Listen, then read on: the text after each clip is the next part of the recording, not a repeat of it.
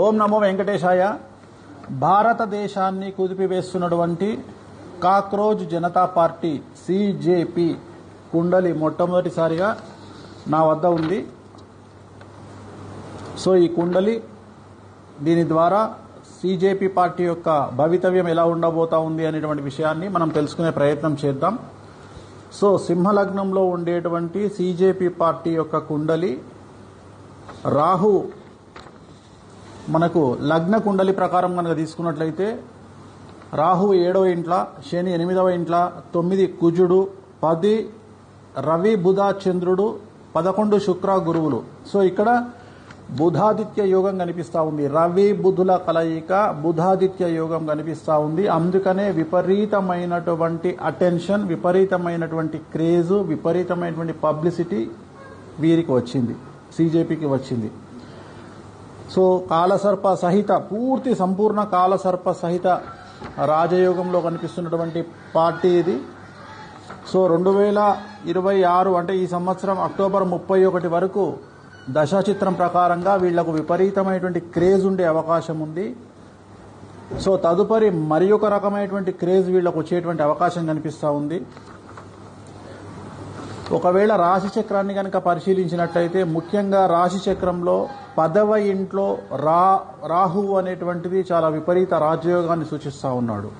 So ఎంత రాజయోగం అంటే వీళ్లను అణిచివేయాలని చూస్తే రివర్స్ అవుతుంది వ్యవహారం. అందుకని వీళ్లను చాలా పద్ధతిగా అంటే కామ్గా వీళ్ళని సైలెంట్ చేయడానికి ప్రయత్నం చేయాలి. కానీ వీళ్ళతోని ఒక యుద్ధకరమైనటువంటి వాతావరణంలో వీళ్ళని హ్యాండిల్ చేయడం కష్టం. వీళ్ళను ఏమంటారు, ప్రేమతో లాలించవచ్చు, కానీ వీళ్ళను అగ్రెసివ్గా హ్యాండిల్ చేయలేం. కారణం రాశి చక్రంలో రాహు 10వ ఇంట్లో ఉన్నాడు, శని 11వ ఇంట్లో ఉన్నాడు, 12వ ఇంట్లో కుజుడు ఉన్నాడు. సో కుజుడు 12వ ఇంట్లో ఉంటే ఏమవుతుంది బేసిక్గా అంటే ఎక్కువగా యాంగ్జైటీ ఉంటుంది. అంటే ఏమంటారు, ఒక రకమైనటువంటి టెంపర్తనం అంటాం కదా, అంటే తొందరపాటు, వీళ్ళల్లో కొద్దిగా తొందరపాటు ఎక్కువగా ఉండే అవకాశం ఉంది. సో జాతకరీత్యా కనుక తీసుకున్నట్లయితే ఇప్పుడు వీళ్ళు చేసేటువంటి డిమాండు ధర్మేంద్ర ప్రధాన్ మినిస్టర్ రాజీనామా చేయాలి. 100కి 100% ధర్మేంద్ర ప్రధాన్ రాజీనామా చేసే అవకాశం ఉంది.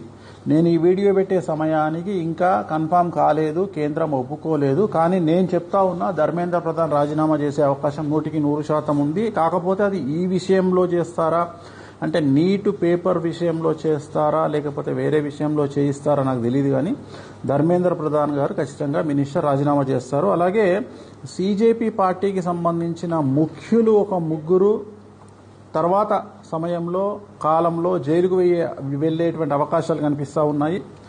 అలాగే ఈ పార్టీని కనుక తీసుకున్నట్లయితే ఈ సిజేపీ అనేటువంటి వ్యవస్థకు సంబంధించి ధర్మానికి, హిందూ ధర్మానికి, హిందూ శాస్త్రానికి కొద్దిగా వ్యతిరేకమైనటువంటి దిశలో వీళ్ళు వెళ్లేటువంటి అవకాశం ఉంది. అంటే వీళ్ళు ధర్మము అనేటువంటి మాట పట్టించుకోకుండా కొద్దిగా డిఫరెంట్ స్టైల్లో వెళ్లే అవకాశం ఉంది. ముఖ్యమైన విషయం ఏంటంటే ఈ పార్టీ వల్ల 100కి 90% డ్యామేజ్ జరగబోయేటువంటి పార్టీ బీజేపీ అని నిక్కచ్చిగా చెప్పుకోవచ్చు. ఎందుకంటే ఈ సిజేపీ పార్టీకి సంబంధించినటువంటి రాశి చక్రమైన లగ్న చక్రమైన ఏది తీసుకున్నా నరేంద్ర మోడీ గారి జాతకం వీరితోటి షష్టాష్టకాలైనాయి. అలాగే భారతీయ జనతా పార్టీ యొక్క కాంబినేషన్ కూడా షష్టాష్టకాలైనాయి. సో దీనివల్ల చాలా ఎక్కువగా బీజేపీ పార్టీకి మాత్రమే సమస్యలు వచ్చేటువంటి అవకాశం ఉంది. సో ఖచ్చితంగా రాబోయే కాలంలో భారతదేశములో ఎవరూ ఊహించినటువంటి స్థితికి ఒక పార్టీని గద్దెను ఎక్కించాలన్నా, కేంద్రంలో ఒక పార్టీని గద్దె దించాలన్నా ఖచ్చితంగా సిజేపీ పార్టీ 100కి 60% ఇన్ఫ్లుయెన్స్ చేయబోతుంది అని చెప్పడంలో ఎటువంటి అనుమానము లేదు.